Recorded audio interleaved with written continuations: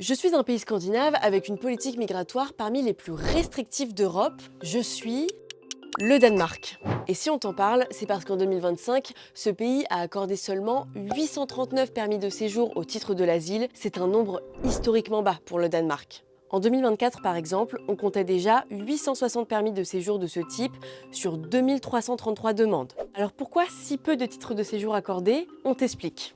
Le Danemark, c'est un petit pays scandinave qui compte près de 6 millions d'habitants. Et la première ministre depuis 2019, c'est elle, Mette Frederiksen. Son gouvernement a un objectif affiché, réduire le nombre d'étrangers à son minimum. Il a fait donc adopter au fil des années de nombreuses lois allant dans ce sens. Parmi les mesures phares, une qui a d'ailleurs récemment inspiré le gouvernement britannique, c'est d'accorder le droit d'asile de façon temporaire, pour 1 ou 2 ans renouvelables. Ça permet à Copenhague, en théorie, de pouvoir renvoyer dans son pays une personne qui avait obtenu la protection si le gouvernement estime que la situation s'est améliorée là-bas.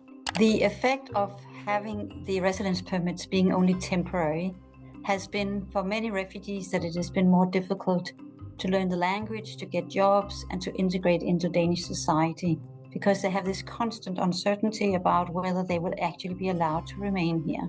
And we even see it from employers who also feel uncertain whether they should invest time and energy in hiring refugees because they cannot be certain that they will actually remain in the country.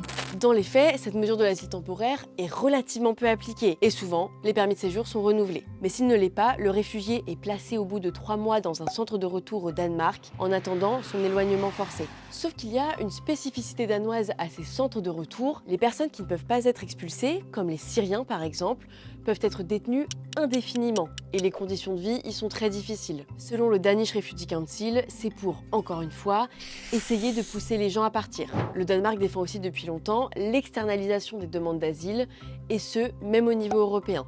Il a également instauré d'autres lois restrictives plus ou moins symboliques et controversées, comme par exemple la loi de 2018 contre les ghettos, qui vise à réduire le nombre de non-occidentaux de 50 à 30% dans les quartiers populaires.